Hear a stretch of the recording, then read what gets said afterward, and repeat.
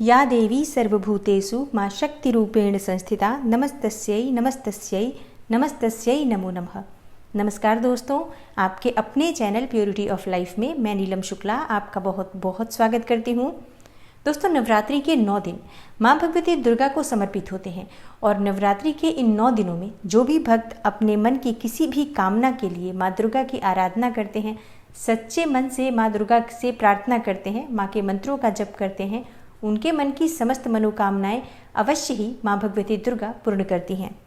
तो आज की वीडियो में मैं आपसे बात करने वाली हूँ कि नवरात्रि के इन 9 दिनों में माँ दुर्गा की कृपा पाने के लिए, माँ को प्रसन्न करने के लिए और अपने मन की किसी भी कामना को पूर्ण करने के लिए किस प्रकार से माँ दुर्गा की प्रार्थना करनी चाहिए, कैसे उनकी आराधना करनी चाहिए और कौन सी ऐसी विशेष वस्तुएं हैं जो माँ को अर्पित करने से निश्चित ही माँ की कृपा हमें प्राप्त होती है। तो ये संपूर्ण जानकारी आपको आज की वीडियो में मैं शेयर करने वाली हूँ। वीडियो को पूरा ज़रूर देखिए और अगर आपको आज की वीडियो अच्छी लगे तो लाइक भी ज़रूर कीजिए, शेयर कीजिए फैमिली फ्रेंड्स के साथ। और चैनल पर पहली बार आए हैं, अगर अभी तक आपने चैनल को सब्सक्राइब नहीं किया है तो आज की वीडियो अगर आपको अच्छी लगे तो चैनल को सब्सक्राइब ज़रूर कर लीजिए और बेल बटन को भी प्रेस कर लीजिए। इससे ये होगा कि इस चैनल पर जो नई वीडियो अपलोड होंगी उनकी नोटिफिकेशन आपको सही समय पर प्राप्त होगी। दोस्तों, आज की वीडियो में जो उपाय मैं आपसे शेयर करने वाली हूँ, इन उपायों को आप नवरात्रि में हर रोज़ कर सकते हैं या फिर नवरात्रि में किसी भी एक दिन करते हैं तो निश्चित ही आपको लाभ होता है। तो बात करते हैं सबसे पहले उपाय के बारे में।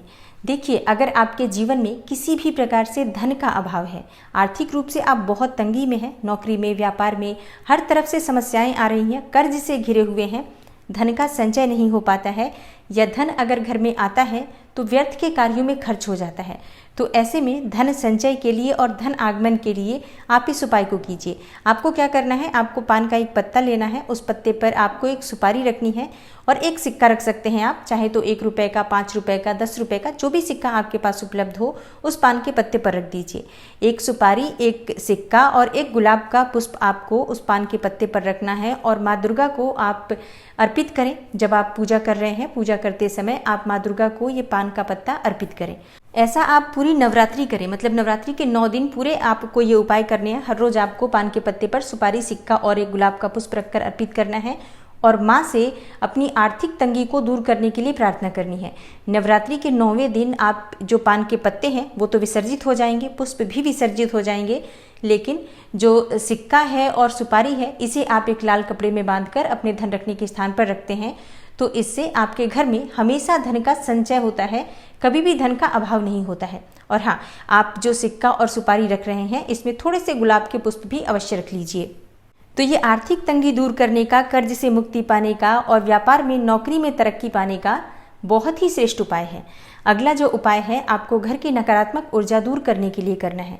देखिए, प्रतिदिन गूगल या लोबान की धुनी घर में जरूर देनी है और अगर गूगल और लोबान नहीं है आपके पास तो ऐसे में कपूर और लौंग जलाकर पूरे घर में इसका धुआं दें, पूरे घर में इसे घुमाते हैं तो इससे आपके घर की नकारात्मक ऊर्जा दूर होती है।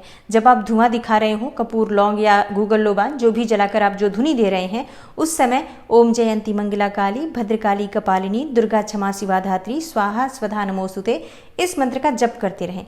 इससे आपके घर की नकारात्मक ऊर्जा तो दूर होती ही है, इसके अलावा घर में सकारात्मक ऊर्जा आती है, घर से कलह क्लेश दूर होता है, बीमारियां दूर होती हैं, आर्थिक तंगी दूर होती है। पति पत्नी के रिश्तों में अगर बहुत अधिक क्लेश रहता है तो इस उपाय को करने से परिवार में किसी भी प्रकार का क्लेश हो वो दूर हो जाता है, दाम्पत्य जीवन भी मधुर होता है। तो इस उपाय को नवरात्रि में ज़रूर करना चाहिए और नवरात्रि में हर रोज़ करना चाहिए। वैसे आप चाहें तो नवरात्रि के अलावा भी बाकी के दिनों में भी इस उपाय को कर सकते हैं। और अगर आप अपना घर चाहते हैं, किराए के घर में रहते हैं और बहुत दिनों से चाहते हैं कि आपका अपना खुद का घर हो या फिर नया घर बनवाना चाहते हैं और घर बनने में बहुत सारी बाधाएं आ रही हैं, तो ऐसे में आपको नवरात्रि में क्या करना है, एक छोटा सा मिट्टी का घर खरीद कर लाना है और अपने घर के पूजा स्थल पर उसे रख दीजिए। और प्रतिदिन जब माँ दुर्गा की आप पूजा कर रहे हैं तो इसी के साथ ही इस छोटे से घर में भी आपको धूप दीप दिखाना है और माँ से प्रार्थना करनी है कि आपके पास अपना घर हो और जल्दी ही आपके घर बनने में जो बाधाएं आ रही हैं वो दूर हो, तो शीघ्र ही आपको अपने घर की प्राप्ति होती है। और हाँ, ये मिट्टी का घर आपको तब तक अपने पास रखना है जब तक कि आपके पास अपना घर न हो जाए, और जब आपका अपना घर हो जाता है तब आप इस मिट्टी के घर को किसी दुर्गा मंदिर में ले जाकर रख सकते हैं। दोस्तों, अगर आपको सरकारी नौकरी की कामना है, अगर आपके मान सम्मान में कमी आ रही है, मान सम्मान की प्राप्ति चाहते हैं, जीवन में अपार धन संपदा की कामना हो, या जीवन में चारों तरफ से सफलता की कामना हो, या संतान प्राप्ति में बहुत अधिक बाधाएं आ रही हैं, शीघ्र ही संतान प्राप्ति की कामना हो, वंश वृद्धि चाहते हैं आप, शीघ्र विवाह की कामना हो, या शिक्षा में सफलता चाहते हो, किसी भी प्रकार की मनोकामना को पूर्ण करने के लिए आप नवरात्रि में किसी भी एक दिन माँ दुर्गा के मंदिर में एक लाल त्रिकोण झंडा अर्पित कीजिए। और अगर संभव हो तो ये जो झंडा आपने अर्पित किया है, इसे माँ दुर्गा के मंदिर के ऊपर लगवा देते हैं, तो इससे आपके जीवन की समस्त प्रकार की मनोकामनाएं पूर्ण होती है, अपार धन संपदा सफलता की प्राप्ति होती है, वंश की वृद्धि होती है। मतलब जिस भी कामना से आप ये झंडा अर्पित करते हैं वो आपकी कामना निश्चित ही पूर्ण होती है। और ये बहुत ही अचूक उपाय है, इसे नवरात्रि में ज़रूर करना चाहिए। किसी भी एक दिन आप जाकर मंदिर में झंडा लगवा सकते हैं, और अगर नहीं लगवा पाते हैं तो सिर्फ माँ के मंदिर में, माँ के चरणों में एक झंडा अर्पित करके और अपने मन की कामना करके घर आ जाइए। हाँ, जब आप मंदिर जा रहे हैं तो वहाँ दीपक अवश्य प्रज्वलित कीजिए, और माँ की पूजा आराधना वो तो आप करेंगे ही जब मंदिर जा रहे हैं तो ये उपाय इस बार ज़रूर कर लीजिए।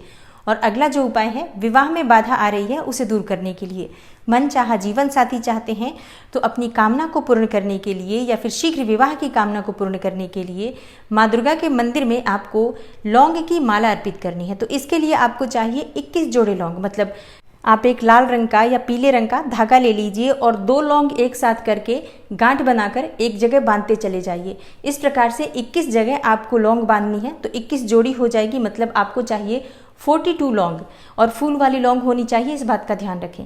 और इस माला को आप माँ दुर्गा को अर्पित करते हैं, अपने मन की कामना कहते हैं, तो विवाह में जो भी बाधा आ रही है वो बहुत शीघ्र दूर होती है। दोस्तों, शास्त्रों के अनुसार माँ भगवती दुर्गा को पंचमेवा का भोग अर्पित करने से मन की समस्त कामनाएं पूर्ण होती हैं। लेकिन अगर आप अपने मन की किसी भी कामना को बहुत शीघ्र पूर्ण करना चाहते हैं तो आप एक लाल रंग की चुन्नी ले लीजिए, वही चुन्नी जो हम माँ को अर्पित करते हैं, या अगर वो चुन्नी ना हो तो आप लाल रंग का एक कपड़ा ले सकते हैं।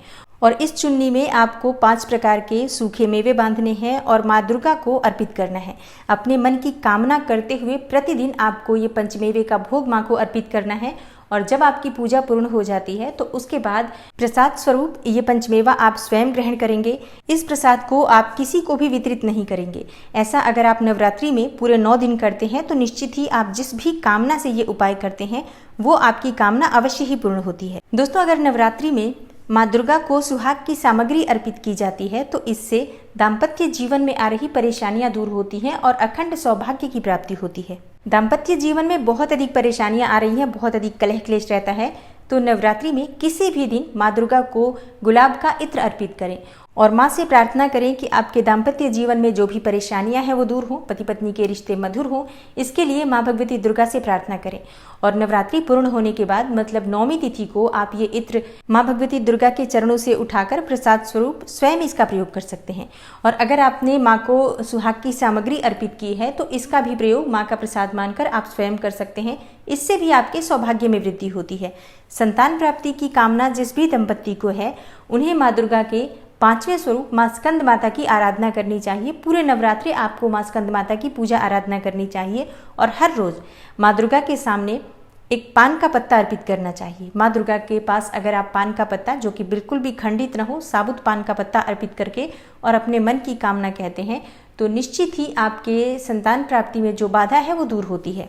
और जो भक्त नवरात्रि में दुर्गा सप्तशती का पाठ करते हैं वो अपनी किसी भी मनोकामना को पूर्ण करने के लिए अगर माँ भगवती से प्रार्थना करते हैं और दुर्गा सप्तशती का पाठ पूरे सच्चे मन से करते हैं, श्रद्धा भाव से करते हैं, तो निश्चित ही उनके मन की समस्त मनोकामनाएं माँ भगवती दुर्गा अवश्य पूर्ण करती हैं। तो दुर्गा सप्तशती का पाठ अवश्य करना चाहिए, क्योंकि ये एकमात्र पाठ है जिससे कि मन की समस्त कामनाएं पूर्ण हो जाती हैं। अर्थ, धर्म, काम, मोक्ष सभी चीज़ों की प्राप्ति हो जाती है दुर्गा सप्तशती के पाठ से। तो संभव हो तो इसका पाठ अवश्य करना चाहिए। दोस्तों, आज की वीडियो में जो मैंने आपको उपाय बताए हैं ये बहुत ही अचूक उपाय हैं, बहुत चमत्कारी और बहुत शीघ्र लाभ देने वाले उपाय हैं। और नवरात्रि के ये 9 दिन वैसे भी चमत्कारी रूप से मन की कामनाओं को पूर्ण करने के लिए माने जाते हैं। तो जो भी उपाय आप करना चाहते हैं पूरे श्रद्धा भाव से करें, मन में पूर्ण विश्वास रखकर करें और नवरात्रि में सात्विक भोजन रखें। किसी भी प्रकार से लहसुन, प्याज, मांस, मदिरा का सेवन न करें। दोनों समय माँ भगवती दुर्गा की पूजा आराधना करें। दोनों समय कपूर और लौंग जलाकर माँ की आरती करने से भी आपके जीवन की बाधाएं दूर होती हैं और जीवन में सफलता की प्राप्ति होती है। तो आशा करती हूँ आज की वीडियो से आपको लाभ अवश्य होगा। अगर आपको आज की वीडियो अच्छी लगी हो, थोड़ी सी भी आपके लिए हेल्पफुल हो, तो वीडियो को लाइक ज़रूर कीजिए और शेयर कीजिए फैमिली फ्रेंड्स के साथ। चैनल पर पहली बार आए हैं, अगर अभी तक आपने चैनल को सब्सक्राइब नहीं किया है तो आज की वीडियो अगर आपको अच्छी लगे तो चैनल को सब्सक्राइब करके बेल बटन को ज़रूर प्रेस कर लीजिए। इससे ये होगा कि इस चैनल पर जो नई वीडियो अपलोड होंगी उनकी नोटिफिकेशन आपको सही समय पर प्राप्त होगी। मैं मिलती हूँ आपसे अगली वीडियो में, तब तक के लिए नमस्कार।